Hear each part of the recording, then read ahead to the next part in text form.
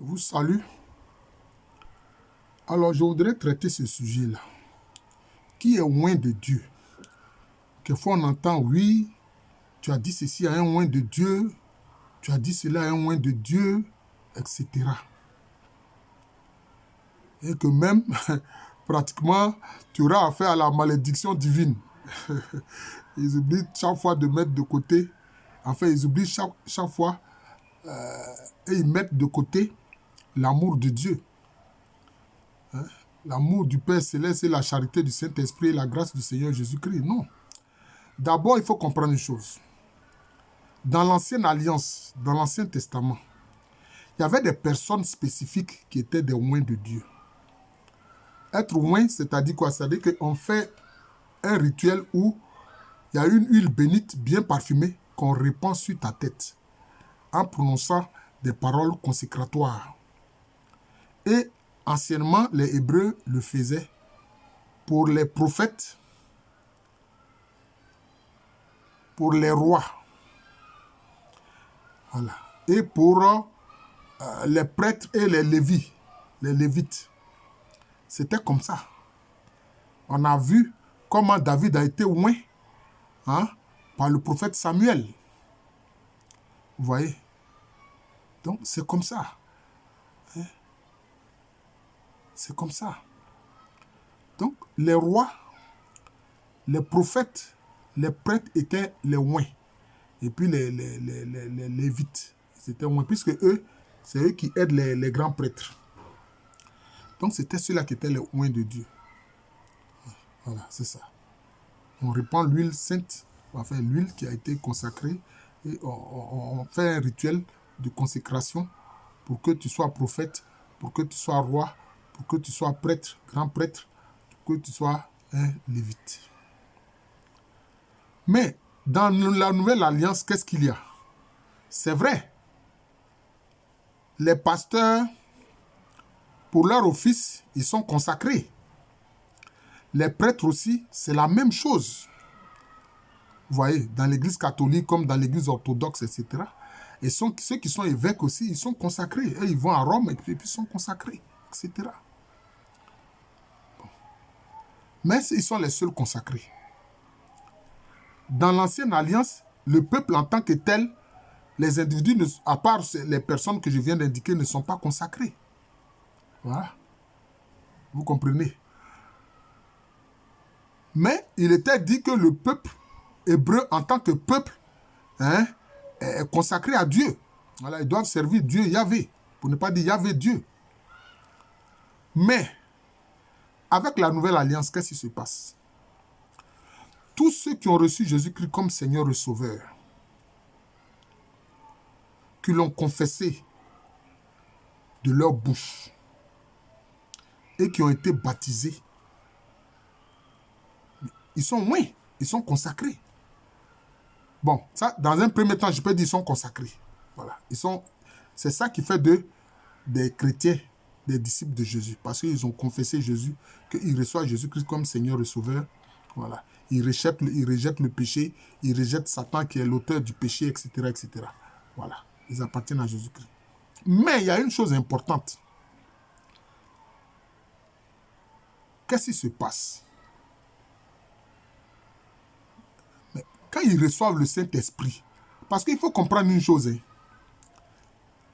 la vraie consécration, être vraiment loin, c'est quand le Saint-Esprit vient habiter en la personne. Dans la nouvelle alliance, c'est comme ça. C'est quand le Saint-Esprit habite en toi, quand tu as reçu le Saint-Esprit, là, c'est là que tu es loin. Même on a vu concernant l'ancienne alliance, Saül, le roi Saül, il avait été consacré, il avait été loin. Mais quand il a désobéi à Dieu, Dieu a fait quoi? Dieu l'a rejeté. Pourtant, il était roi. Il avait été consacré. Il avait été oint. Vous comprenez? Mais comme il ne faisait pas la volonté de Yahvé Dieu, Yahvé Dieu l'a rejeté. Lui, avec sa désobéissance et puis avec sa consécration. Vous comprenez? Donc, c'est ça. Donc, dans la nouvelle alliance, la personne qui vraiment oint le chrétien, le disciple de Jésus, c'est le Saint-Esprit. C'est le Saint-Esprit. Si tu es pasteur, que tu attristes le Saint-Esprit. C'est pour ça que Paul a dit, n'attristez pas le Saint-Esprit qui est au-dedans de vous. N'attristez pas le Saint-Esprit. Si toi, tu es pasteur, que tu attristes le Saint-Esprit, tu as été loin, mais ça ne vaut plus rien. À moins que tu te répandes rapidement et que tu reviennes d'un cœur nouveau vers le Seigneur. Si tu as le don de prophétie, que tu es en train d'attrister le Saint-Esprit, c'est fini. Voilà. Ton onction là ne vaut plus rien. C'est ça qu'il faut comprendre. Si tu es prêtre, et que tu attristes le Saint-Esprit, et que même pratiquement tu deviens un prêtre défroqué, c'est fini. Ton onction ne vaut plus rien. Parce que le Saint-Esprit alors n'est plus en toi. Ah, c'est comme ça, le Saint-Esprit n'est plus en toi. Ah, c'est comme ça. Voilà. Même si tu es pape, tu es cardinal, tu es évêque, et que tu attristes le Saint-Esprit se retire de toi. À partir du moment là, ton onction là ne vaut plus rien. C'est-à-dire, de façon formelle, on dit, ah, il est prêtre, il est évêque, il est cardinal, il est pape, il est pasteur, il est prophète, etc. Il est évangéliste, etc. Mais, dans les faits, tu n'es plus loin. C'est fini. Le simple fidèle là, hein, qui lui obéit au doigt et à l'œil au Saint-Esprit là, son onction est plus grande que pour toi. Voilà. Son onction là est plus grande que pour toi. C'est ça les faits. Donc dans la nouvelle alliance, c'est vraiment le Saint-Esprit qui donne l'onction. C'est vraiment le Saint-Esprit qui donne l'onction. C'est ça les faits. Et dans la vie des saints, notamment dans l'Église catholique, dans la géographie des saints, on a vu des cas. On a vu des cas. Il y a un prêtre, enfin un pape, quoi qu'il était à Avignon, et puis il avait fait le vœu secret devant la face de Dieu qu'il allait revenir à Rome. Vous voyez. Et il tardait à le faire.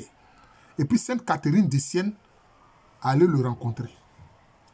Et puis il a dit, bon oui, j'aimerais que tu donnes ton avis sur telle situation. Vraiment, bon, je suis là à Avignon, mais je voudrais aller à Rome, etc. Et puis elle lui a dit, mais écoute, Saint-Père, toi-même, dans ton cœur et devant Dieu, n'as-tu pas fait le vœu de retourner à Rome? Il dit, oui, c'est vrai. Il dit, alors, le vœu que tu as exprimé devant Dieu, là, mais il faut le faire, il faut tenir parole. C'est comme ça qu'il est revenu à Rome. Je ne sais pas si c'était un pape Grégoire, je ne sais pas lequel. Donc, c'est comme ça. C'est comme ça. C'est comme ça. Sainte Catherine de Sienne était remplie du Saint-Esprit. Voilà, elle était remplie du Saint-Esprit. Sa relation avec le Saint-Esprit était bien plus grande que ce pape-là. Donc, il faut comprendre que dans la Nouvelle Alliance, c'est le Saint-Esprit vraiment qui donne la véritable onction. On peut faire le rituel, mettre l'huile sur ta tête, etc. Dire tu es prêtre, tu es pasteur, etc. Tu es évangéliste, etc. Mais si tu attristes le Saint-Esprit, que le Saint-Esprit se retire de toi, c'est fini. Voilà, c'est fini. C'est comme si on dit en Côte d'Ivoire, tu deviens floco. Tu deviens floco, c'est-à-dire qu'il n'y a rien en toi. Voilà.